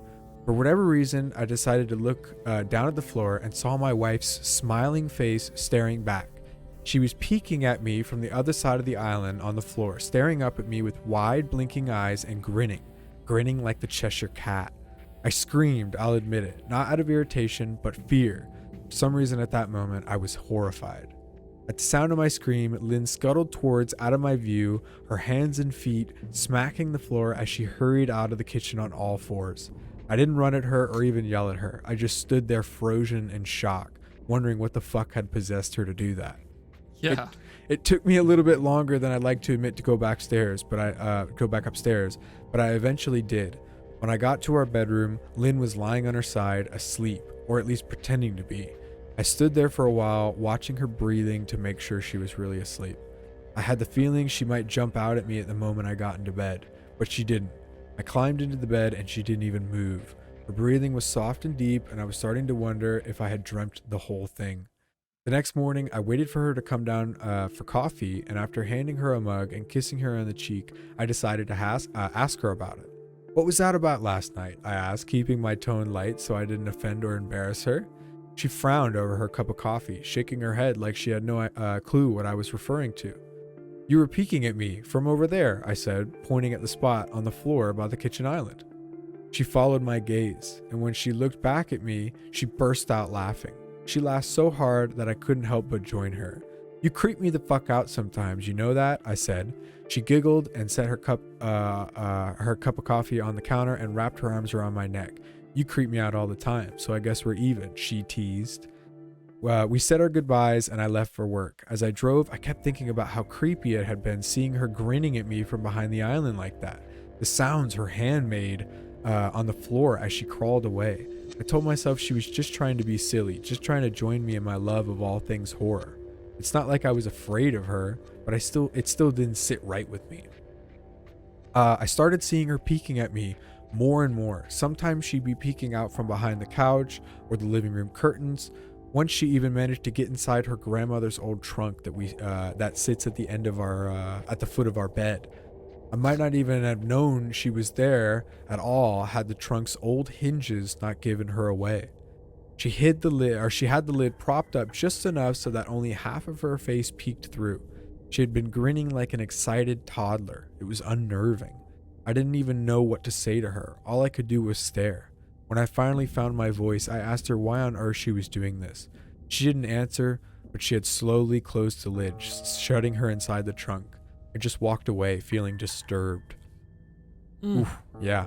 I didn't understand why she was doing it, but it clearly made her happy. I just hoped she would tire up the game quickly. Lynn didn't peek at me for the next 2 weeks. I started to think that she was done with her weird prank, and I was relieved. We were watching a show on Netflix one night, and I jokingly said that I hadn't seen her peeking at me lately, and that she must have given up on her spy game. She looked at me with a small smile and said, "Maybe I've just gotten better at it." I didn't say anything, but I've just wondered whether or not she was joking. For the next few days, I couldn't stop thinking about what she said. Was she still peeking at me when I wasn't looking and I just hadn't noticed? And if so, what the hell was she getting out of this? I started to feel paranoid, constantly checking whether she was watching me from around the corner or behind a door. I was jumpy whenever I was home and she wasn't in full view of me. I felt stupid and a little crazy. But after a few weeks without another incident, I began to relax. I stopped checking behind furniture and walls, and I told myself it was just a bad memory. Then, a few days ago, things got much worse. Lynn left to go to a friend's, and I lounged on the couch and played a couple games on my laptop.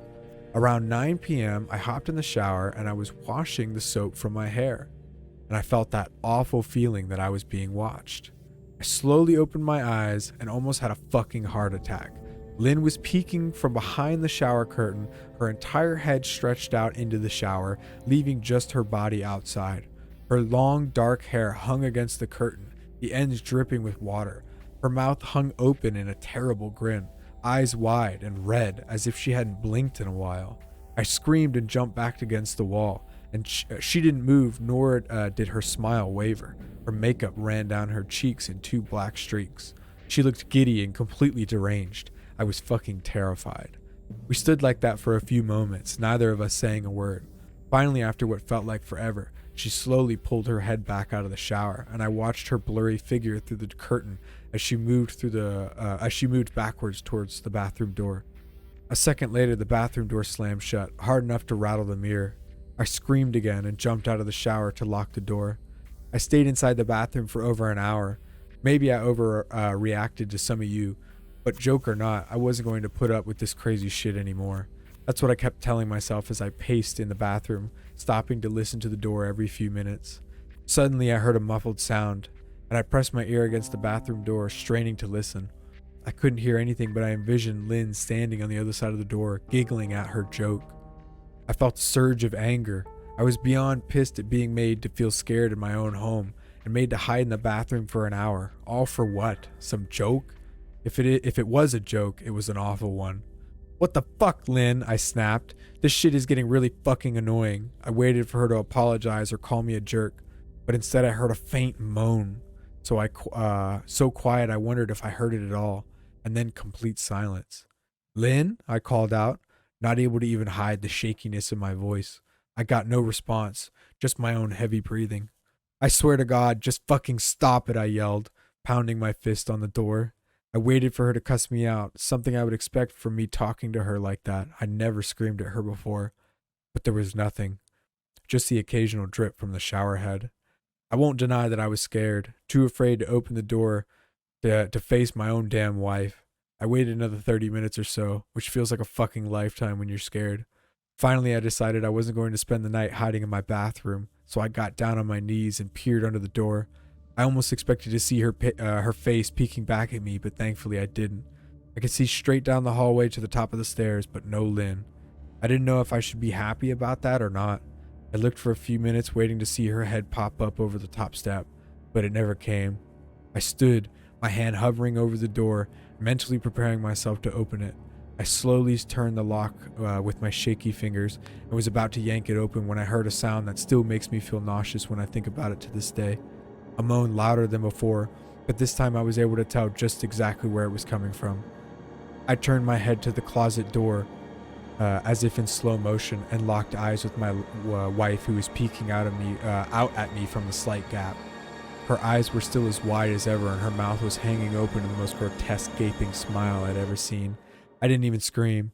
I was too scared even for that. Her hands were clasped to her chest, body trembling with sheer delight, as if she could barely contain her excitement. A short, raspy moan bubbled up from her throat, deep and raw, sending a shiver through my entire body. Somehow I found the ability to pull the bathroom door open and ran as fast as I could. I ran all the way down the steps, snagging my keys and phone from the table in the living room before running outside into my car. I could still hear her shrill laughter behind me, but I didn't hear her getting closer. I didn't bother shutting the front door. I drove away from the house faster than I legally should have, shivering the entire time from either fear of the fear or the cold, maybe a little bit of both. I hadn't grabbed a coat or even a pair of shoes. I was still in my boxers and my hair was still damp. I drove straight to my brother Chris's house about 40 minutes away, ignoring any and every call and text that I got. I didn't check my phone until I was safely parked in my brother's driveway. Lynn had called me 4 times and sent a flurry of texts, all wondering where I'd gone and why I'd left like that. I threw my phone at the dash in a rage, furious at her nonchalant attitude. My brother and his wife were surprised to see me, especially dressed in just a pair of boxers, but told me to stay as long as I needed. Chris lent me some of his clothes and asked me what happened. I told him Lynn and I had a fight, but didn't get into the details. I didn't want him to think I was overreacting, leaving my wife over a prank, even if it was a strange one. I mean, hadn't I encouraged her for years to lighten up instead of being so serious all the time? I had wanted her to relax and loosen up, but this is definitely not what I'd had in mind. I'd tried to sleep on their sofa, but my brain wouldn't let me sleep. Every time I closed my eyes, I saw Lynn's face staring at me from inside the closet. Knowing she had been in there with me the entire time made my skin crawl. She'd never left the fucking bathroom at all. Instead, she slipped inside the closet and slammed the bathroom door shut just to fool me. The mere thought of going back home gave me anxiety. I tossed and turned, unable to sleep. Chris ended up giving me a sleeping pill so I was able to get a little rest. My sleep was filled with terrible dreams, all of Lynn's smiling face. I woke up just as the sun started to rise. My sore body ached from the sofa and I felt drained. I knew I'd have to call Lynn at some point, but I didn't know what to say to her. I wouldn't be going home unless she gave me her word she'd never do any more creepy shit. I just wanted my wife back. Her normal, serious self never looked so good to me.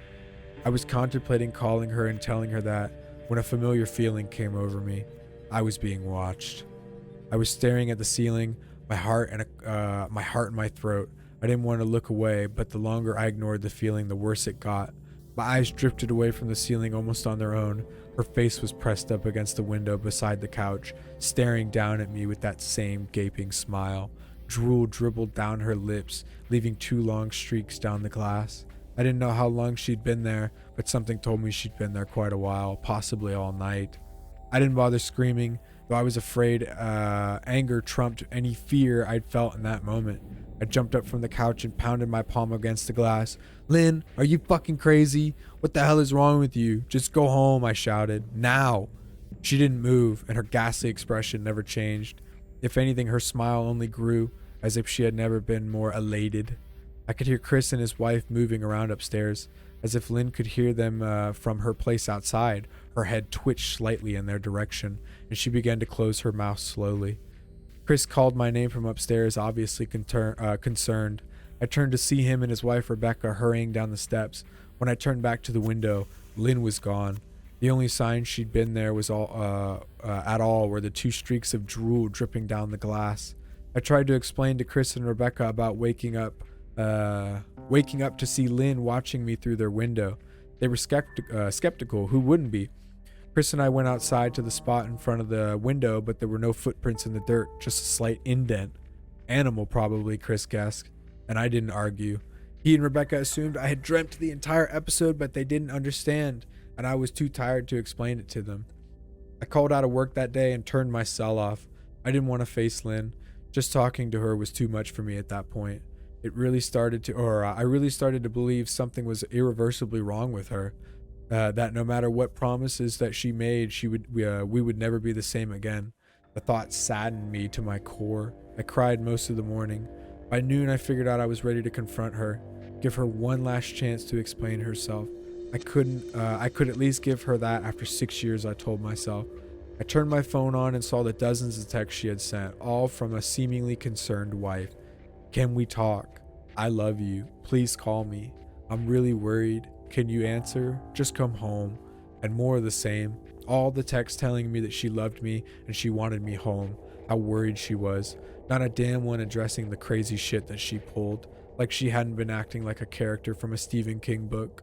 Even her texts were different. She normally texted novels just to tell me to pick up a loaf of bread. You'd think she'd have more to say to me after her bizarre shenanigans. I know it probably seems childish to some of you who are miles away from the situation, but if you saw the way that Lynn had looked at me, how she scampered away on all fours like some wild animal, grinning at me from inside the closet like a lunatic, then I think you'd find my reaction was warranted. I ended up staying at Chris and Rebecca's for another night. I didn't wake up yesterday until afternoon, and thankfully I didn't see Lynn's face watching me through the window. I don't want to pry because it's not my place, but is this fight something that can be mended? Rebecca asked. She made us both a sandwich for lunch, and I knew she wanted to breach the subject without seeming to be nosy. I don't know. She's a different person, I said, choosing my words carefully. I still wasn't ready for her or Chris to know the full extent of the batshit craziness I'd been dealing with. People change, Ben, but she's still the same woman you married. Maybe you both just need to talk through your issues. Whatever's going on, I'm sure it can be fixed, she said, ever the peacemaker. I think it's beyond that now. I don't think talking would help. I just don't trust her, I said. The words stung in my heart. I missed and loved my wife, but how could I live with someone like that? Living in constant fear didn't sound too appealing. Lynn loves you. She has to be absolutely crushed, she said. I don't know about that, I said. Well, she certainly seemed like it to me. I'd never seen her so upset. Very much unlike the Lynn I know, Rebecca said, shaking her head sadly. It took a full minute for the words to really sink in when they did. I felt dread worming its way through my skin. Wait, what did you mean? You saw her? You saw Lynn? I asked, my mouth suddenly dry. Rebecca nodded casually as if that fact wasn't nightmare fuel. Maybe it wasn't for her. She stopped by this morning just after Chris left for work, she said, cleaning the plates from the table. I didn't see her car though. Maybe she took an Uber or something. Beck, what did she say? Did she come inside? I asked, sweat starting to break out of my forehead. I began looking around, examining corners as though a predator lurked behind them. No, she just asked if you were awake yet, and I said that you weren't. I asked if she wanted me to wake you, but she said no, just let you sleep. She said as she washed the dishes. That's all? She didn't say anything else? I asked. No, she looked awful though, like she hadn't slept in days. I think you should call her.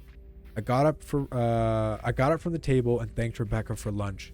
I felt a little bit better at the knowledge that at least she hadn't come inside. Still, I needed to double check that the doors were locked. I sat for a while trying to figure out what to do next. I didn't want to go home, but I felt that I owed it to Lynn to see if I could help her. Hadn't I sworn an oath of love and honor through sickness and health? Clearly she was very sick. And if she was sick, which I truly believe she was, I had to try and get her the help that she needed. But I didn't know where to start. I didn't want to call the police, and besides, what the hell was I going to tell them? That my wife was peeking at me? That she was being creepy? As bizarre as she'd been, she still hadn't committed any crime. Not yet anyway. The police would have probably said that I was overreacting, but that this wasn't some prank. It felt wrong, dangerous even, like something sinister lurked beneath her smile. I knew as her husband, I was well within my rights to have her committed, but what if she simply acted normal in their presence? She'd obviously been able to fool Rebecca into thinking that she was just a concerned wife. As long as the doctors didn't find her in danger or a danger to herself or others, they'd have no choice but to release her after 72 hours. I felt lost and overwhelmed. So what did any husband do in my position? I called her mother. I didn't want to, believe me. Her mother, Marianne, and I were never on the best of terms. We'd never fought or anything like that. She just wasn't a very warm person and wasn't easy to get along with. She hardly ever smiled, and when she did, only her lips would move into a thin-lipped smile, leaving her eyes as blank as before. She gave off this aura that felt like she was permanently on the offensive. I'd only met her twice, and both times were short such visits. I got the impression she didn't approve of me for her daughter. Lynn was always ushered us out quickly, as she didn't want me to feel uncomfortable, which I was grateful for. Being in his mother's company felt almost unbearable, like walking on glass. And I was glad when we moved 3 states away so we didn't have to see her often. I was happy to avoid the woman, but I needed her help. I really didn't want to talk to her at all, but I had to talk to someone who knew Lynn better than I did, so I gritted my teeth and did what I had to do. Yes, she answered, already sounding irritated. Marianne, it's me, Ben. Do you have a minute to talk? I asked. I could hear her cluck her tongue in irritation.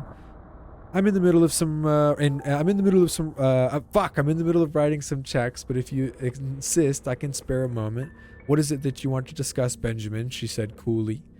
It's about Lynn. She's been acting strangely, and I wonder if you had any idea whether there was something. I was quickly interrupted.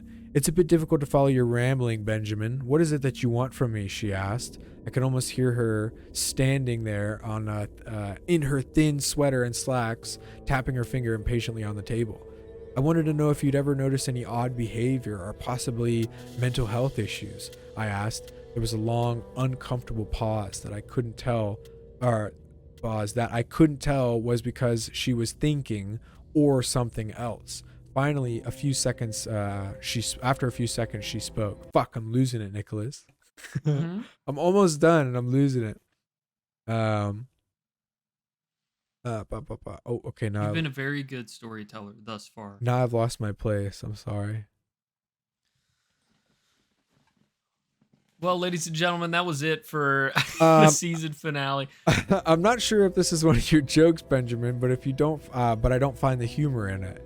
Now, I do have business to attend to, as I've said, so if you don't mind, she said, but I cut her off before she could get rid of me.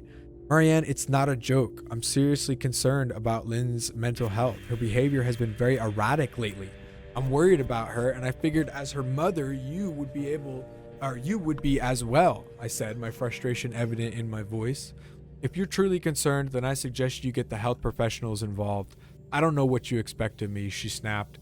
I could tell she was seconds away from hanging up, and some reason I was desperate not to let her. I had the feeling that she knew a lot more than she was letting on. Please, if not for me, do it for Lynn, I tried. I heard a faintly shaky intake of breath, as if she were trying to hold her steely persona together, but failing. Marianne, what's wrong? I started. Benjamin, I don't know what to tell you. My only advice would be to seek professional help. Do not call here again. Goodbye. I tried to call out to her, but she hung up. I tried to wrap my head around the call and her refusal to help me. Even if she didn't like me, why wouldn't she want to help her own daughter? I couldn't understand that. I tried to replay the conversation, desperate to find something I missed. After a while, I almost gave up, until I remembered her last words to me. Seek professional help. She'd said those words with a bit of urgency. I could have just been grasping at straws, but no. I was sure her voice had changed ever so slightly when she had said that, as if it were very important. What had she meant? I'd assumed she'd be referring to medical professionals, but maybe she was referring to someone else. Someone that she didn't, for some reason, feel comfortable saying directly. Or maybe I was just desperate. I waited for Chris to get home after a very long and exhausting conversation with him and Rebecca. I convinced them that Lynn truly needed psychiatric help. I didn't tell them everything. I wasn't prepared to go into it yet, but I told them about our last encounter, how she'd hidden in the bathroom peeking at me from the closet. They were obviously shocked, but thankfully they truly believed me. They too just wanted to help her. Still, they didn't think it was all that serious. Weird, maybe, but not dangerous. They just kept saying that Lynn had been playing some kind of weird joke. Maybe for YouTube, Rebecca offered, if only half-heartedly. Chris didn't think that we should involve the police just yet. He offered instead to go with me, and I readily accepted. He reasoned that calmly talking to her, trying to coax her into going willingly was the best recourse. I agreed to do it his way. At least I wouldn't be going into that house alone. Okay, hold on. I need to take a breather here. Let's take a intermission here so I can get my. I feel like I need to take this fucking shit off. my reading skills back. Yeah, you want to take your hoods off there real quick. Let's take 5. Hey, if you're enjoying this story so far, make sure you hit the like button. Yeah, like and subscribe. Come back. Don't go to our website. We've got more content from the previous episodes. We'll be hunky dory. Okay. Oh my god, I'm fucking starving. Yeah, me too. I got Chick-fil-A waiting for me. We drove over this morning just after breakfast. There was no way I was going in at night. When we pulled into the driveway, my stomach began doing somersaults. Her car wasn't there, but I still didn't let my guard down. The front door was ajar, and for a split second I thought we'd see her eyes staring through the gap. I was shaking and starting to sweat. Chris, however, was fine. He'd waited for me to open the door, his hands in his pockets like he was going on a fucking stroll through the park. I envied his ignorance. I pushed the door open and was immediately hit with a stench of rot. Chris smelled it too, and he walked in the house behind me with his nose scrunched up. "What do you guys use to clean the floors around here? Shit?" Chris mumbled. "Shut up," I said, my eyes darting around for any signs of Lynn. The house was deadly quiet and dark despite being 10 in the morning. All the curtains were closed up tight, refusing to allow any sunlight inside. If I hadn't just left 2 days prior, I'd have thought the house was abandoned. We moved through each room, carefully checking any place that she might hide, occasionally calling her name. "Why the fuck are you looking under the couch?" Chris asked eventually. "Aren't we looking for your wife?" He was looking at me like I was a moron. "Let's just go upstairs," I whispered. He shook his head but followed me up the stairs to check the bathroom and spare bedroom. On the way up, my shoes crunched over pieces of glass that looked to be littered over a few steps. I noticed that one of Lynn and my wedding portraits that hung on the wall along the staircase had been smashed. The frame hung crookedly, all the glass removed. I stared at the picture, a lump forming in my throat. We had taken that photo just after leaving the church, after saying our vows. She looked so beautiful in her white gown. I looked at Lynn's beautiful face. I never dreamed that her face would ever be a source of terror for me. We climbed the rest of the steps and checked the spare bedroom, but it looked completely untouched. I was hesitant to go into the bathroom, my fear from that night coming back to me all at once. Chris noticed and offered to go in by himself, but I couldn't let him do that, so we walked in together, checking the closet and the shower. The bathroom looked as if it hadn't been touched since the night I left. "I don't think she's here, Ben. Why don't you pack some clothes and we'll try coming back tomorrow or something," Chris said. I nodded and went into the bedroom and shoved some clothes in a duffel bag. When I checked inside our closet, I came across the source of the smell and gagged. Chris took one look and lost all color in his face. He had to go stand by the stairs to get away from the sight and smell. I gazed down in shock at what lay inside my bedroom closet, soaking into the rug, were at least a dozen eyeballs, all carefully laid out in pairs. Some were as large as a quarter, while others were as tiny as marble. I stared down at the eyes she had collected from small animals and wondered how she had gotten them, and shuddered at the thought. Man, I thought I had it bad with Becca's shoe addiction, but fuck me, your wife's in here collecting eyeballs, Chris said, gagging. "Ben, I think we should go," he called out from the hall. "I'm getting nauseous." "All right." I grabbed my duffel and shut the door closed on my new nightmare. I stepped out into the hall and took a deep breath of air. I could taste the rot on my tongue, and couldn't help but gag. "Who the fuck lines up eyeballs in their closet like that?" Chris mumbled. I tried to tell you she needed help," I said. "She doesn't need any help, Ben. She needs a fucking exorcist," he said. "You coming or what? I can't stand the smell any." His words died in his throat, and his eyes grew wide with fear. I didn't ask him why. I could feel it. Someone was watching me, and I didn't think it was the eyes in the closet. I turned around, my eyes slowly scanning the bedroom. "Christ," I whispered, as I finally saw what we'd missed. Under the bed, curled on her side, watching us with the excitement of a kid on Christmas morning, was my wife. She had held her hands together just under her chin, and they were shaking eagerly. Now that I know she had been found, I could hear the quiet now that she knew she had been found, I could hear the quiet noises she was making, a sort of hiccuping sound in her throat, as if the excitement was just too much for her. It was unnerving, to say the least. Wide eyes and that same huge smile. Everything in me told me to run, but I forced it away. This was my wife. No matter how twisted, she was still the woman I married. I had to help her. "Lynn?" I said softly. She didn't respond, but her head bobbed back and forth in 2 quick little movements as if she were nodding. "Baby, I just want to help you, okay? Can you let me do that?" I asked. I had taken a single step forward, approaching her like some sort of dangerous animal. "I love you, Lynn," I said softly, taking another step closer. She let a tiny moan escape her wide open mouth, and I had to resist the urge to run. Her shoulders were starting to quiver, and her eyes grew as large as saucers. I crouched down so I could see her better, and immediately saw the blood. Her hands were covered in it. They trembled the closer I got, as if she was barely able to contain herself. "Lynn, are you hurt?" "You're bleeding," I said. She bobbed her head again, her bloody fingers moving up and down as if playing an invisible piano. They occasionally grazed her chin, leaving smears of blood on her skin. I wanted to recoil in disgust. The smell that was coming off of her was revolting. I could feel the vomit trying to climb up my throat. Her lips were dry and stretched thin, blood seeping between the cracks. I knew she wouldn't come out on her own, but I didn't want to leave her in the state that she was in. I scooted closer and reached out to her. The excited hiccup sound got louder and her hand shook, fingers flexing. It was then that I could see the blood oozing from in between her fingers. "Oh my God, Lynn, you're bleeding," I said. Instinctively, I reached out to take her hand, but before I could even touch her, her hand sprang out towards me. A sharp pain shot through my arm, and I fell back on my ass. My arm burned, and I could see the blood dripping onto the carpet. I looked back at her in shock and saw her grinning madly, her fingers clutching a large shard of glass.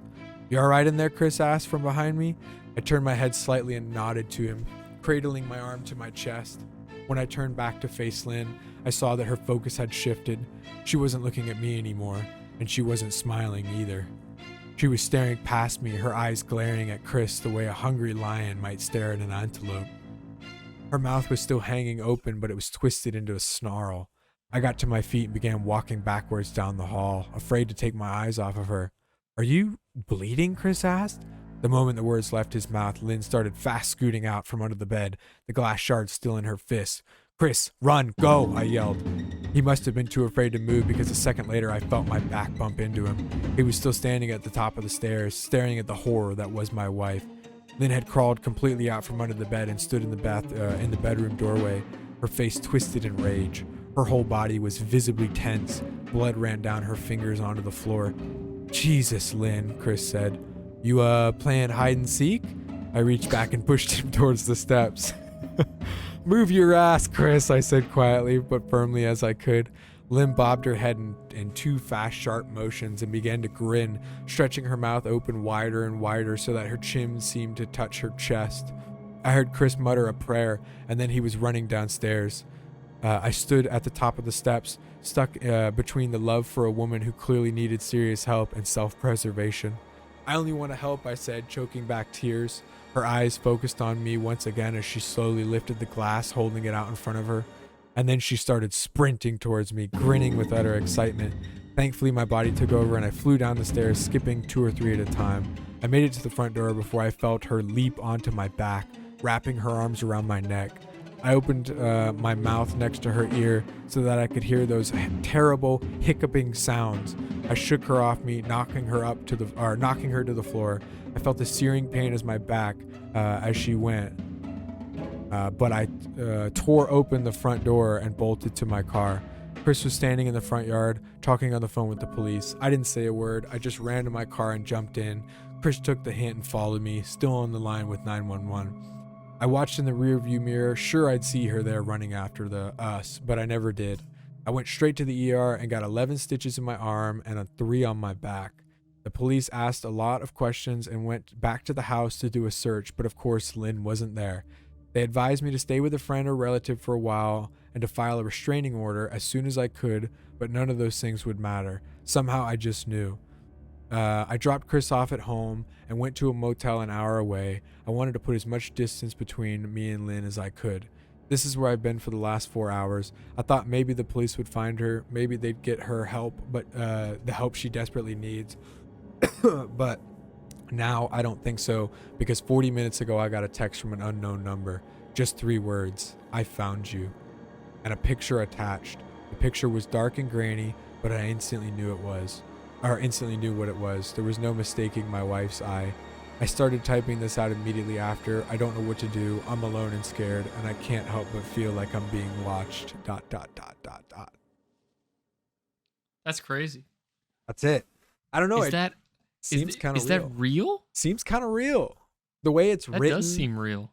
The way it's written. And so like all these other, so like this entire subreddit, like I said, is it says no sleep is a place for Redditors to share their scary personal experiences.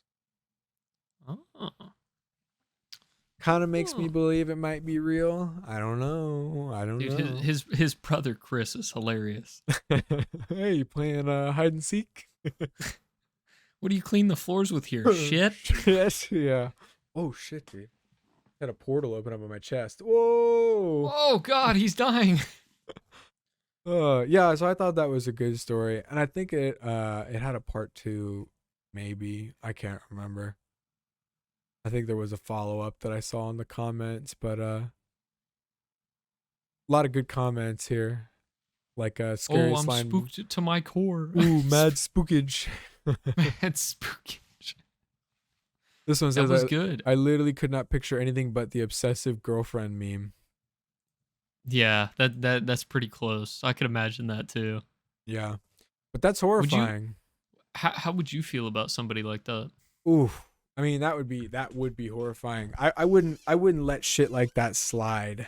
No, yeah, like day one, I'd be like, "Hey, that's not fucking cool. You do that again, I'm not having it." Right, like no, the one where she was peeking around the corner on the hallway in the morning, like okay, yeah, like that's fine. That's fine. But the 3 a.m. kitchen counter shit, being on the floor, peeking around the edge of the kitchen counter, yeah, I'd immediately leave. I wouldn't even fucking go back upstairs. That would horrify me. And then yeah, watching her scamper away on all fours into the darkness back upstairs, that's like I'd call her a retard, but if she didn't respond, I don't know. Yeah, no. I don't know. I would go wake her up immediately and try and figure out what the fuck that was. And if she said, I don't know what the hell you're talking about, I'd get pissed. Yeah, I'd get furious. I'd be like, I know, you obviously know what the fuck I'm talking about. I literally just saw you. I don't know, unless I was on drugs. Yeah. It's an absolute possibility that I would be on drugs. Then I'd lose my mind. But then yeah, after it happened multiple times after that, I would immediately seek like some sort of help. I'd take her to a fucking therapist or whatever or something. I don't know. Oh yeah. Dude, I just don't think like you couldn't even if I tried to help her, you know? Yeah. I don't think I'd ever see her the same again. Oh yeah, no, I'd still be horrified. Like I'd be I like, would, okay, happily divorced. I would definitely break off the marriage after like 2 weeks of that shit. Yeah. Oh yeah, 100%. God. Spooky. But this post has 54,000 upvotes. And it's got like easily over 1,000 different awards given. So I was like, oh yeah, that's got to be a good one. Yeah, but r/no sleep. I read a couple of the other ones, and they were pretty good. Check it out if you haven't. Good stuff. Woo. But that's it. That was a goddamn novel. Yeah, that was a long one. I forgot how long it was. It's okay. It was good though. It was entertaining. I enjoyed it. Yeah. You seem tired. I have to get better at my storytelling. Yeah, I haven't eaten anything, so I'm hungry. Oh no, I haven't either. I'm getting like pissy hungry. I'm getting hangry. I had a bowl of cinnamon toast churros. Ooh. Yeah. Oh. They're not good. Aw. They're not as good as the regular ones. So disappointing, dude. It's and just like the way this is wrapped around my head and how it was wrapped around I had to tear a hole right here. Like it was choking me. My head hurts. Oh, it's okay though. All right, well, it's all good. Let's end it. Thank you all so much for sticking with us for an entire year of podcast. We're going to be taking probably, 6 months or so. We don't really know yet. We'll see. But again, there's 52 episodes of content. There's a whole year of content for you guys to catch up on before it comes out. We may end up taking a whole year off. Who knows?